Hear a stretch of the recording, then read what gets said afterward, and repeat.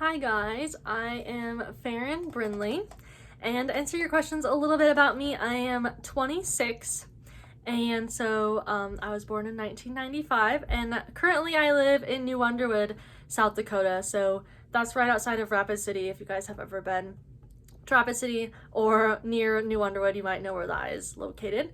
But I did grow up in Belfouche, South Dakota, which is the center of the nation, which I'm sure you guys have probably been over that direction too. And that's where I went to school, was at Belfouche High School, all the way through from kindergarten all the way up till I graduated high school. That's where I lived and went to school. And then I went to Black Hills State University in Spearfish, South Dakota, not very far away from either Rapid City or Belfouche. And that is actually where I met your guys' teacher, Mrs. Kraft, because she was on the Black Hills State volleyball team with me. So we both got to play volleyball together and hang out together and ride lots of buses all the time to get to all of our different tournaments and games and everything. And so your teacher, Mrs. Kraft, and I were pretty close, spent 4 years doing all of that stuff on the same team together. And my favorite color is actually purple, not just because I was a Belfouche Bronc and that was our school color, but it's actually my favorite color, and more of a lavender purple is probably my actual favorite color. So what encouraged me to start writing children's book is I actually wanted to write children's books for a long time. Like, since I used to read books all the time in middle school, I always wanted to write books. And actually in second grade, we had a unit where we wrote our own books and bound them together and drew the pictures and everything. And we only had to do one book, but I ended up making 4 because I enjoyed it so much.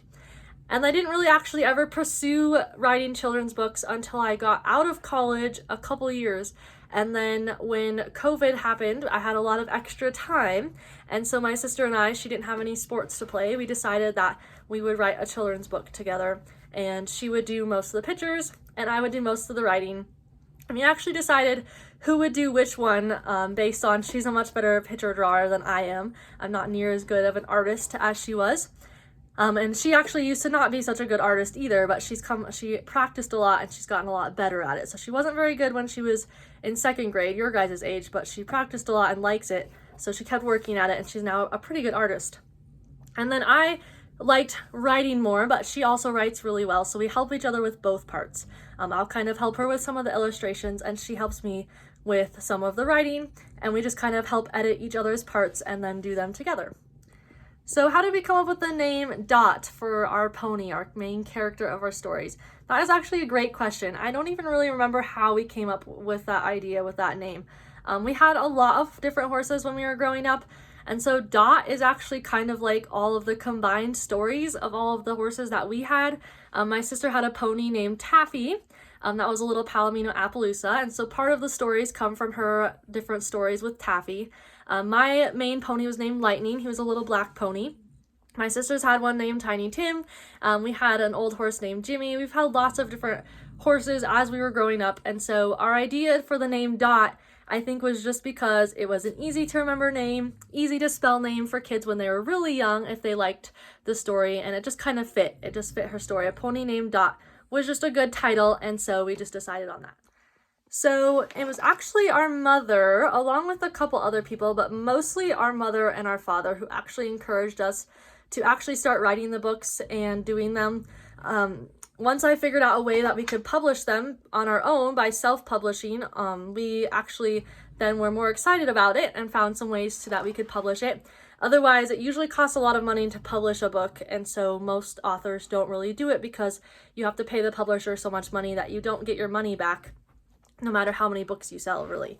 But once we figured out that we could self-publish them, so I could make them, put them together, upload them, and publish them on my own, then we realized that it would be a lot easier, and so our mom suggested that we started writing these books while we had this time and go ahead and come up with a story. And really, we didn't have any good story ideas for a while until my sister kind of had an idea. And then once she kind of started, all she did was draw a picture and it had the first couple sentences of a book. And then all of a sudden I had this great idea, and once I started typing it, the rest of the story just came. So that's kind of what it's like for all of the books. It's taken us, we started in 2020 and now we have 3 books, so about like 1-ish per year, about like maybe 1.5 books done per year. So it takes us about 9 months each book. That's mostly because we have to have an idea for a good story, and then we have to make sure that we write down the story and look over it a couple different times, see if we can make it a little bit better. But then also, my sister is the illustrator, and drawing the pictures really well takes a lot longer than writing the story sometimes. So it takes her a while, especially when she's still in school. She's still a high schooler, so it takes her a while to fit all of that with all of her sports and everything, and to draw all the pictures. So that takes a little while. So some of the books then overall will take us, like if I get a good idea, it might take me a couple months before I decide how to write it. Like I usually try to jot down if I have a good idea. I'll put a note on a notepad like, hey, I should write a story about this someday. But then actually writing the story, if that's not like fresh in my mind, I don't like write it right away. But actually, a couple weeks ago, I came up with a good idea for a couple stories all at once, and so I just sat down and started writing them down, and then I got 2 stories done in one afternoon. They still need edited and stuff, but it's a lot faster if you just write them when you have the ideas instead of waiting and trying to think of the ideas. Over time, it can take a lot longer. Those ideas don't always come to us. And so, a little sneak peek, our next book is actually going to be called Dot, the Strongest Pony in the West. And it is going to be about Dot and Junior again.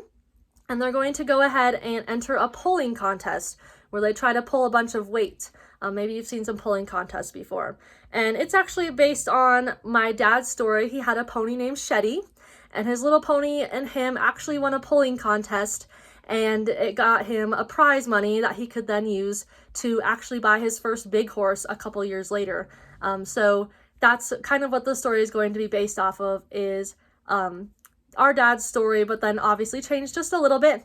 New characters, there won't be really that many new characters, but at the pulling contest, there's going to be quite a bit of people, so we'll be introduced to one of Junior's best friends, actually.